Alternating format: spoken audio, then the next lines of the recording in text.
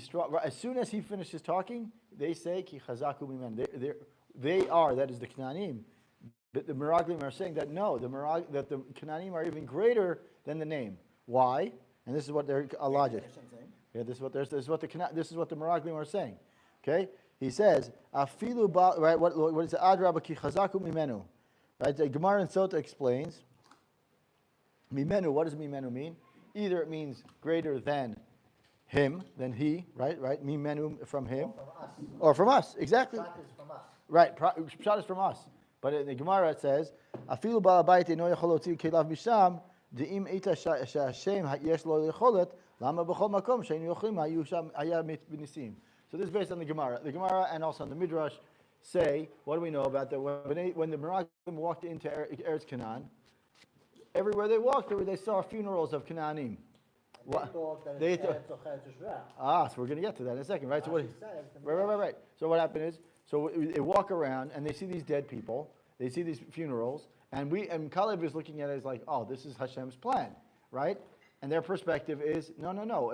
If this was Hashem's plan, then if Hashem's name is so much greater than all the Canaanim, why do they have to all have to die, right? Like, why do I have to do that way, right? It's all a matter of perspective, right? If one person's looking at it saying is, what a miracle, right? The other person's looking at it saying is, oh, that's not a miracle. That's not a miracle. That just happens to be, right? Like it just happens to be, right? Good example would be this morning, right? The Soroka Hospital, right? Yesterday, the guy says, okay, everyone clear out. We got to clear out the floor, right? Then today, look what happens, right? So one person says, oh, that's an ace. It's an ace. And the other person says, no, that's just a practical explanation as to what happened. The guy said it's just a matter of time when it happens, right? But when you look at it from one person says, no, that's just a practical thing. Another person says it's an ace. And one person says, Kalev says, hey, this is the way Hashem made it, what happened, that they were all dying, all funerals and all those things. And the other person is saying is, no. If Hashem is really that great, he could have done something better. That's not, you want the lights and all the bells and whistles, and Kalev is like, that is the bells and whistles. The bells and whistles is that they're just dying just as you're walking. There are funerals all over the place so that they don't notice you. Now he says, by the way, I would say with the guy with the Soroka, the nest is that someone has the common sense and wants to do it. Right, exactly, right. Like, as opposed to like saying, yeah, we'll do it tomorrow again. Right. To me, that's the Gdula. Right, especially in Israel. What that's do you what I'm saying. Right. So he thought about it, he had a plan, it made sense, right. and he acted. Right.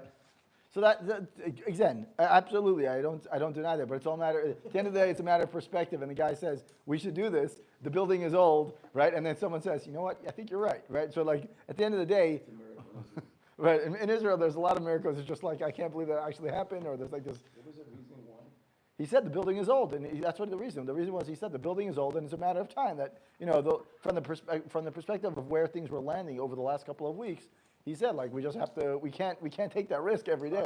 Right. You can't take that risk every day. It's just got to, at some point, we just got to do it. So he did it. But, now you see why. Now he says, what does he say? As you said, everyone quoted the Rashi that says, Eretz Ochelet Yoshvea, right? One of the main reasons why Bnei Israel were punished for what happened is that the Meraglim said that Eretz Ochelet Yoshvea, like, it eats its inhabitants. So now he says, Rashi, as we said, said that Hashem caused the deaths of the Canaanim so that they would be able to walk through and no problems. And he said, now he suggests that even the spies were actually aware of this possible reason for the funerals, but they also used it to their advantage. How? So he says, why would they walk around and everywhere there would be funerals? He says, so that way they would be busy with, as Rashi says, they would be busy with their funerals, and we could just walk through freely. Says,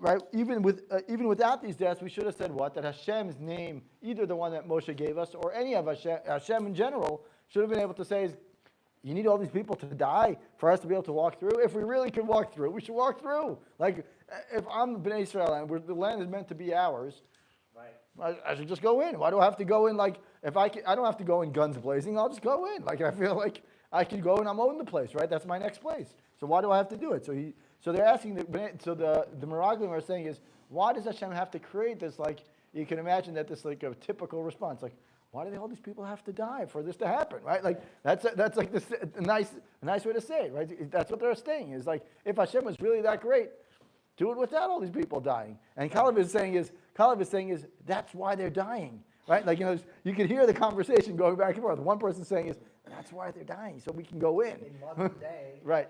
We would actually side more with the other side. 100%. Right. Exactly. If you're strong, you don't need circumstantial. Right. Exactly. To be able to walk through. Right, exactly. And by the way, and that's it. And that is one of the. He doesn't mention it here, but it's clear that that's the conversation. The conversation between both sides is clear. And he says, "Elavadai." It proves that the Canaanim, based on that statement, meaning. You can open the window over there if you want. So he says here, he said, if our safety was really ensured by Hashem, and Hashem, the fact that all these Canaanim are dying, it means that Hashem's great name is not as great, Kavyachol, and Chas v'Chalim is saying that it's true. This is what their claim is that their side is not as strong as it, right? That it shows that the Canaanim, and even though the name of Hashem, even with the name of Hashem, we can't conquer the land. Even with the name of Hashem, we can't conquer the land. And the Meraglim continue and say, Shalom yesh lo koach. The real name of Hashem has power to protect us from the Canaanim. V'lo metu b'shvil kach. And the reason that all the people died was not because Hashem needed to keep the Canaanim preoccupied, right, in order to protect us. Ela shegiah zmanam lamud. It was their time. It was natural. It happened to be that in 40 days, all these Canaanim just happened to die, so that way we can walk through, right? Ela shegiam smanam lamut. Imken eretz yochel Yeshar. Right? In other words, they're saying is, here's more proof that it's eretz. I mean that this land is eating its inhabitants, because in 40 days, look how many Canaanim died. Right. In order for us to, yes, whether they were there for whether they were dying intentionally or they all happened to have naturally, quote unquote, died within that time, it's irrelevant. The point is that they died, and if they all died in this amount of time, then the eretz is really a bad eretz for us to be living in. Right. And if you look at it the other way, he says, wait a minute, if you say that Hashem's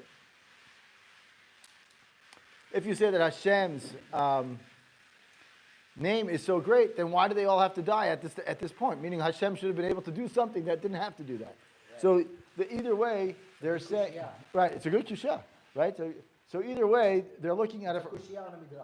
Oh yeah, okay, so that's fine. That's typical to Zera Shimshon in general, right? And now he says, right? The real reason that the Zera Shimshon answers, he says, is that the Meraglim said that the funerals were proof that Hashem's name lacked power, right, and to protect them. And in response, the Zera Shimshon says that why was Hashem causing the deaths? Because Caleb realized that what Caleb was saying is Hashem doesn't like to do. But Hashem doesn't do things in a supernatural way unless he really has to. He wants to make it look as close as possible to natural cause, so that way no one could ever say, "Oh my God, it was just like whoa," But if you look at it from a perspective of what's the reasoning that Caleb had to why did Caleb interrupt? That's the whole question. Was why did Caleb interrupt?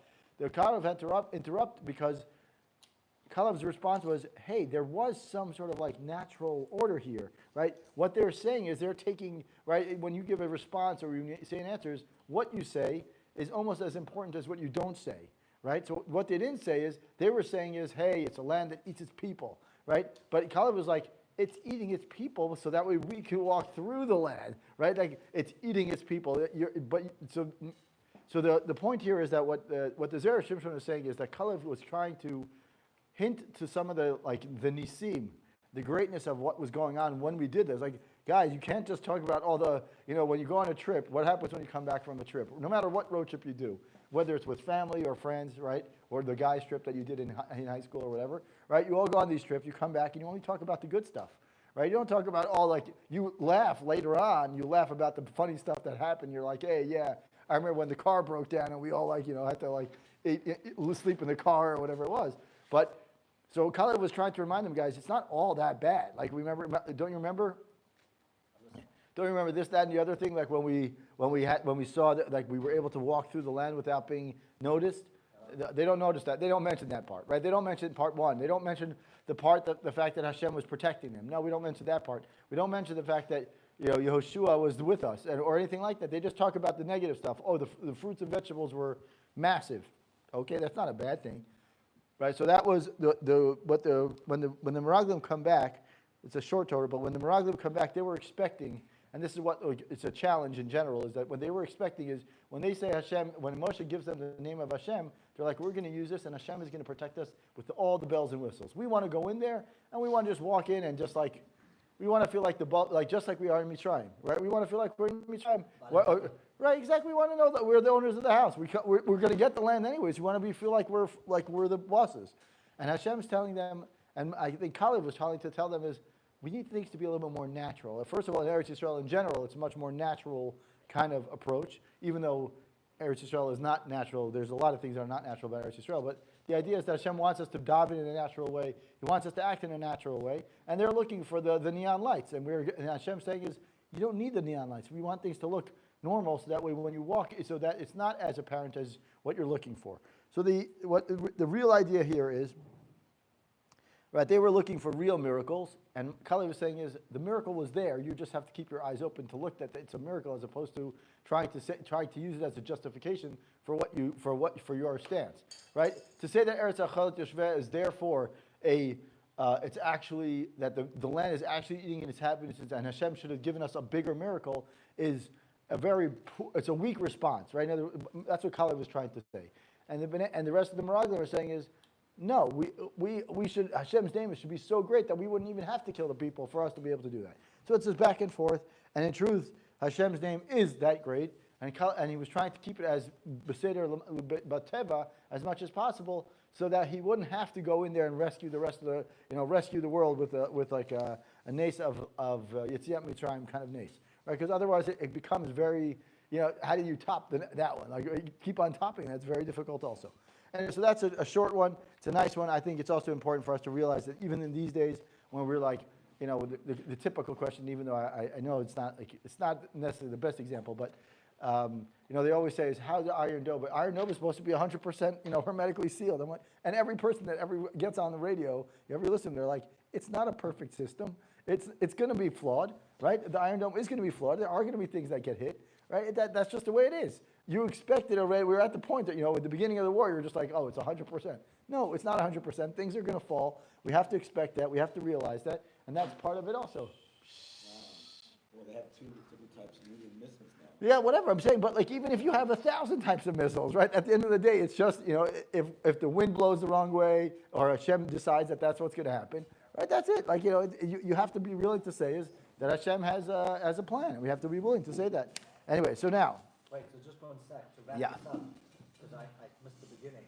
This is all to answer the question of why he interrupted? Yeah, he interrupted to say, because they were saying all this negative things, right? Why it doesn't make sense to have Kalev interrupt. If you're saying is, let's make sure to convince them all. Let's convince Bnei Israel that we shouldn't go into the land of Canaan, right? That's the Meraglim. We know that was the Meraglim's take on things. If that's the Meraglim's take, so why have Kalev talk in the middle? Kalev shouldn't have talk at all. Like, don't give him the floor. Why are you giving him the floor? And if you're going to give him the floor, give him the floor in the beginning. Like, why do you have to talk in the middle, right? So would you give him the floor in the beginning? I'd either give Kalev the floor in the beginning and say, okay, tell us your part, and then we'll throw we'll throw it out. But why have him in the middle? Because they were saying he was trying to say is, hey guys, part of the thing that Hashem gave us the name, we got the name of Hashem in the middle there. Part of it is that we can do it, and then what happened is they used that same thing that Kalev said against Kalev. In other words, they were saying, Kalev says, hey, you remember Hashem was kind of protecting us throughout this whole thing? And they're like, yeah, Hashem didn't protect us anything. Because if he really was going to protect us, he would have had to do whatever, Eretz Achalat Yoshveh, right? Meaning, he says that the land eating its inhabitants. And they're saying is that the Canaan was even greater than Hashem, and Hashem's name. And to your claim, Kalev, you think that Hashem had all these people dying on the, so that way we could walk through, right? They're saying is, if they all died at this 1 40-minute span, then the land is bad as it is. Like, you just forget Hashem and put Hashem aside for a second.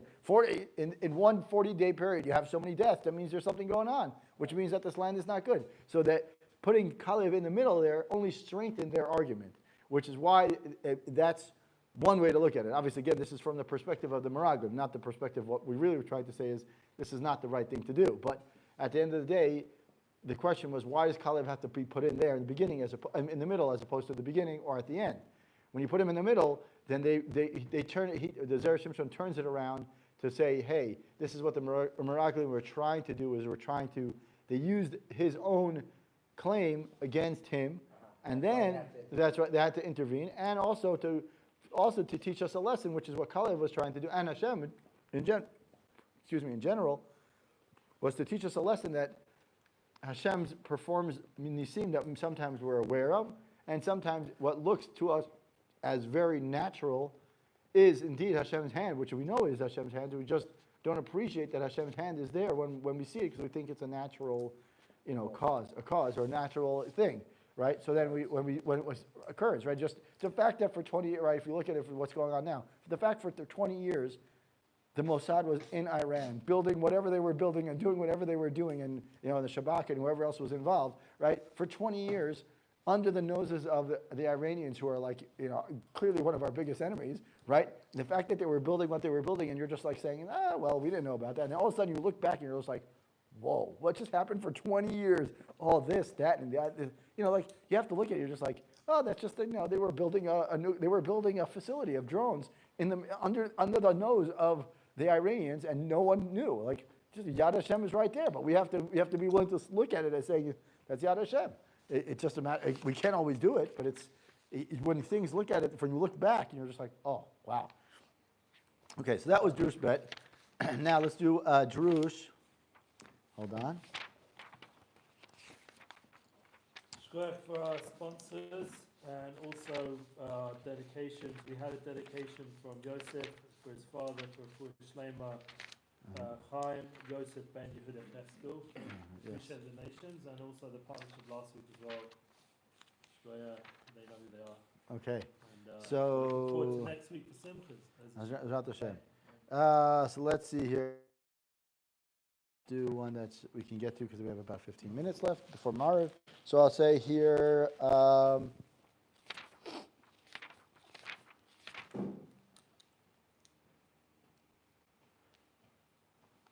Let's do.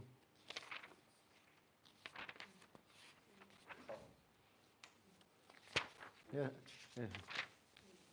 Okay. So this. So we'll do this. Yeah, we'll do this one. Okay. So it's Drush Gimel. This one is a powerful one because it's based on a famous midrash that we all know. He takes it again. This is in the scope of all of Zera Shimshon. I think this is the most use of the Kabbalah and Zohar that I've seen in one span of one parsha. And they're short. Yeah, most of them are short in this week's parsha. So he says as follows: Midrash. This goes after the fact that what we know that right after Bnei Israel come back, after the Meraglim come back, Bnei Israel hear the report, and the first thing they do is they cry. And we know the famous Midrash, and he says, Midrash Yalkut al Pasuk Vatisa Kol Ida Vaitnu Kolam, right? They start crying. Amar Rabbi Yochanan, the Midrash says, Yalkut Shimoni says, Oto Halayla Leil Tisha B'Av, right? We know that that's one of the famous Midrashim, is that it was Tisha B'Av. Amar Kadosh Baruch Hu, Atem B'chitem B'chiyah Shal Chinam, Ani Akbar Lachem B'chiyah L'Dorot is Ad Kan Lashno. Since it was the night of Tisha B'Av, Hashem says, you're crying now for this. I'm going to make sure that every generation you're going to cry.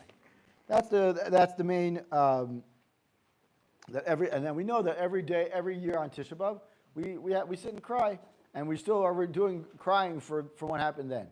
And now a question is Lavin Kesher Inyana Avon Shalzeh Im Churban Habayit. Right? We have to understand before we can understand the whole reason of the crying. We have to understand what's the connection between this and Churban Habayit and at all. It's no. Well, yes, Tisha B'Av. Yes, you're right. But before Tisha B'Av actually happened, it's already making the connection that Tisha B'Av is going to happen. Right now, the Midrash assumes that Tisha B'Av, everyone knows what Tisha B'Av is. But what's the connection between Churban Beit HaMikdash and the Bechiyah, right? The actual crying, right? Otherwise, the fact that the Midrash puts it together means that there was already something beforehand.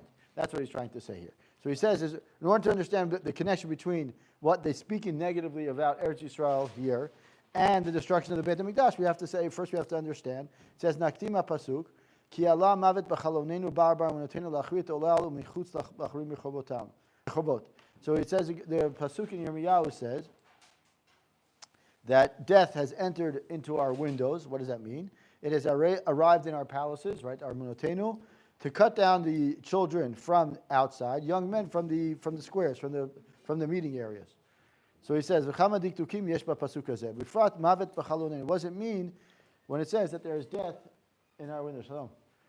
So he says, what does it mean that we have inyan chalonot lechan? What is the reason that we have windows here at all? What's the significance of having death enter through the windows? The Katav Sefer Tuva Aretz, and the Sefer Tuva Aretz, which was written by Rav Natan Shapira, which was in the time of 5,415. So we're now in 5,785. So it's about 300 years ago, right? Am I right? My math right? Yes. Okay. So he says there that yesh lemala mechuvan neged Beit HaMikdash, yesh lemala bechalon achad mechuvan neged Beit HaMikdash, Beit HaMikdash kulo tachal al-chalon ahu, ukshayat hashefa yored milamala derech tzינור malchut yored az derech hayeshara ad chalon haniskar v'yorad misham ad Beit HaMikdash. Basically, what he's saying is that there was a direct line between the Beit HaMikdash shel mala and Beit HaMikdash shel mata, and there was like a quote unquote a window that the shefa from above came down. Whatever that means, I'm not sure, but we all know that there is like whatever happens down here, it's a direct relationship of what's going on in Shamayim. Right? So the Beit HaMikdash was the source of the shefa and the bracha that we had, and then from the Beit HaMikdash it would then go out to the rest of Eretz Yisrael, and then from there, it would move on. When people started, the criminals started. There's like an influx. Influx of criminal activity, right? So all of a sudden, mehevel divrei lashon hara. But what happened is, the more and more lashon hara that was spoken, hitchili sager mat hachalon, right? This window or this opening, we're in Jewish Gimel. It says here, right around here. Yeah. Okay. So as this window that was meant to be the source of shefa, with more and more lashon hara, it starts getting smaller and smaller and getting like more constricted. Hitchil leisager mat hachalon ad she'b'Tisha b'Av nisgar kulo v'nifsak hashefa v'nichrav habayit ad kan l'shno. So Tuva Aretz, the Zera Shimshon quotes the Tuva Aretz, and he says that we see that the lashon hara was really what brought about the Beit HaMikdash, the destruction of Beit HaMikdash. Excuse me. Ule'el amar katuv, and that's why we look at the pasuk earlier. The pasuk earlier in Yirmiyahu, it says, "Vayadrechu et lashonam kashtam sheker v'lo." Right, so it says their tongues, meaning that they start talking falsehood and sheker and things lashon hara, right, and not for good reasons. Chetz shachut lashonam yirmah diber. Right, their tongue is like an arrow that draws speaking hurtful things. What does that mean? It's lashon hara, right? And Yirmiyahu is describing the causes, if you will, to the destruction of Beit HaMikdash, and all based on lashon hara. And he says, "Dahainu neged ba'alei lashon hara." He's referring to all these people who are talking lashon hara against within Am Yisrael, and that they are the ones who caused the destruction. V'hashta ati shapir ki ala mavet b'chalonin. Now we understand what it means that the death came in through our windows. Shemechmat ha'evel lashon hara, right, from the fact that we started to accumulate and started talking so much lashon hara, this window of shefa is just constricted. So the more and more we talked, even though we thought we were disregarding the fact that the lashon hara, we didn't realize that lashon hara was really the cause. And not only was it the cause of just hurtful things day to day, like I'm hurting your feelings, you're hurting mine, but whatever, but it's also causing the lack of shefa to come down. And maybe we should just take that as a lesson. If we take that lesson alone, maybe, and we just talk a little bit less lashon hara just from that alone, maybe that will help us perform and see more miracles in general. So he says, "You know what the main Alpi Kabbalah it says that it's not only Kabbalah, we know in general, like a person who dies, what happens? Person becomes dead. he has no brain, like he's spiritually dead, right? He has no ability to think, right? A person who's dead, he has no brain power, right? A person who's alive, his brain functionality is there, his ability to process things is there, right? And he says, "Hachochma tichaya ba'aleh," right? Right. So a person's wisdom literally is the one that keeps you alive, right? And that's why it says the closing of the window is causing death, right? When I have a closed window, the air is tight, right? It's concealed, and it's sealed. Excuse me, it's sealed, and therefore everything is constricted. And that's why the pasuk in Yirmiyahu says the death came through our window. Death coming through the window is not only literally that we are creating our own death, meaning we're closing the windows and therefore we're suffocating ourselves, but we're also suffocating the shefa that's coming from above, right? So he says, death enters our palaces, so he's saying is that we're doing two things. Not only are we becoming more and more spiritually dead through Lashon Hara, but we're also creating we're killing ourselves as a nation because we're killing the Beit HaMikdash, right? They didn't realize the implications of what's going on or the ramifications of what's going on. Now he says, Lachrit olal michutz. What does it mean that the children from the outside were being cut down? Shebishvil Lashon Hara askara ba'ala olam. The Gemara in Shabbat, Daf Lamed Gimel says that Lashon Hara causes like some sort of horrible disease or horrible, and it comes to the world. The askara barminan ala rov nofelet ala tinokot. The Gemara there says that the children, right? In other words, how do we know that? And when those kind of things happen, we're supposed to take a lesson and say maybe we should stop doing something. And the Gemara says there that the Lashon Hara caused this askara. Askara was a very terrible disease, and those people were supposed to say, hey, something's happening and there's a reason for it, and they didn't. And he says, V'zeu lachrit olal. This is the reason why the pasuk says to cut down the young children is that they were usually the first victims of this outbreak, right? V'afilu mechutz, and even the fact that the pasuk says that death extended to kill even the victims who were from the outside, meaning from their attackers. Kedamin b'Yerushalmi, shehu omer kan horeg biromi, omer biromi v'oreg kan. So he's saying is that a person talks Lashon Hara here, and all of a sudden some guy in France, his child has, God forbid, something happens. Or in other words, what he's saying is that the pasuk is directly showing that Lashon Hara has such an impact that it doesn't only cause punishment and suffering within our, Dalet Amud, but it also has casts a much wider net. And he's saying, that's why he says, afilu michutz, meaning even people outside from Yerushalayim and from Eretz Yisrael, it even impacts those people there. And it continues, that says the young men were passing away from the squares. What does that mean? Meaning referring to soldiers who were in battle. Right? The Gemara in Yerushalmi, in Peah says that the Shedorosh al David hayu yotzin lamilchama v'noflim mipnei shayu bahen delatorin. In the time of David HaMelech, yeah, the snitchers and people who were talking Lashon Hara, right? If you're talking Lashon Hara, all of a sudden you're taking out the best soldiers, you're taking out soldiers, and all of a sudden these people were dying left, right, and center. What does that mean? The point is that they were raising negative things and negative thoughts about other people. They were talking, snitching or whatever it was, and therefore, because they were doing that kind of thing, it was directly causing their demise. Even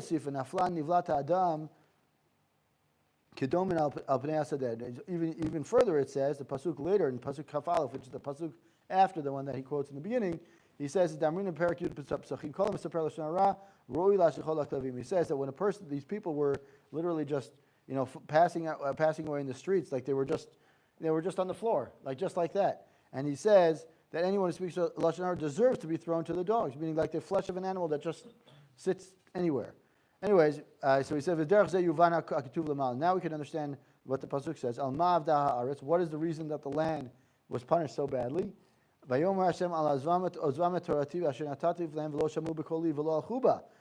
look at the pasuk in Pasukim Yud Aleph and Yud Bet of Yirmiyahu, it says, Hashem says, why did the land get destroyed?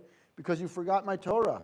What did I tell you? I put before you more. Not only did you forget it, you didn't put it in front of you. You don't even listen. You're not even paying attention to it. What did Hashem tell you to do in the Torah? Don't talk Lashon Hara. That's all you have to do, right? It's a very simple thing, right? And there are many examples of it, right? Many examples, and he says, "Hemazu Torati." First they forgot to study the Torah. Velozo bilvad, af lo shamu b'koli, and not only that, not only did they not learn the Torah, they forgot to listen to what I said. Shekama pa'amim hizartim shelo l'saper lashon hara. There are many, many times examples in Shmot, examples in Vayikra, examples in Dvarim, right? If you want to look in the Sefer Chafetz Chaim of Lashon Hara, right? He gives many, many examples. But I told you, don't talk negatively about someone else. And yet they speak it and they accept it, right? And despite all this, this is such a powerful statement. And Hashem says, even the fact that they spoke Lashon Hara, and even though they forgot to listen to what I said, all they have to do is just learn, right? It says, nevertheless, even if they would return to the Torah, they would have been healed. All they have to do is just say, hey, we're not doing the right thing. I think it's time for us to do a little tshuva. No, they ignore that too. As Gemara in Archin says, Daf Tet Vav, it says, "My tekanta de mitzora." What's the remedy for mitzora? Yasok b'Torah, dichtiv marpeh lashon etz chaim. Right? What's the cure for lashon, meaning lashon hara? Etz chaim is Torah. V'hem lo ratzu bazeh, v'lo chuba. They didn't walk by. They didn't want it, and they walked away. Lachen avda'aretz. This is why the land was destroyed. Now we understand everything. So now we understand that all of these psukim in Yirmiyahu tell us, they describe what happened in the destruction of Beit HaMikdash and what caused it, which is really the tragedy of the sin. They basically attribute this entire sin to Lashon Hara. Now, now we can go back to the Midrash that we said originally, that we said at the beginning of this Jerush, which is the one is the famous one that says, you decide to cry now after Chet HaMeraglim, and after realizing that this is going to be, that the Meraglim come back with a negative report, you're going to cry. We say the Beit HaMikdash was not destroyed until the spiritual window above was sealed. The chalon, this window, was sealed because of Lashon Hara.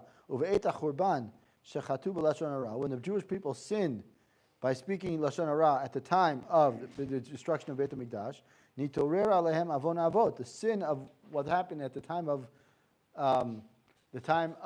the Meraglim got woken up. Umatzah min et mino v'neor. Right? The spies spoke Lashon Hara about Eretz Yisrael, and then what do we know about the destruction of Beit HaMikdash was also because of Lashon Hara. So the time of the Beit HaMikdash being destroyed, they said, "Oh, you're talking Lashon Hara now. Let me go back to the first time we heard Lashon Hara as a nation. When was the first time they spoke Lashon Hara as a nation? They saw Lashon Hara in Eretz Yisrael. So they're going to say, and every time we speak Lashon Hara, and every time it sounded like it goes back to the original time that it was mentioned. Right? One species, meaning the one time they spoke Lashon Hara, found the other time we found Lashon Hara.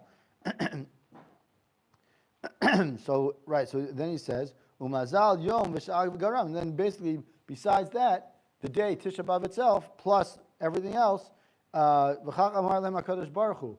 You have wept, you decided to cry for no reason. Therefore, I'm going to make sure that you're going to cry for generations. If your children who live in the era of the time of Beit HaMikdash embrace the same mistake, the same avera that their forefathers did, meaning Lashon Hara, and they're going to sin by Lashon Hara, and specifically on Tisha B'Av. So you can, as you know, the Gemara says,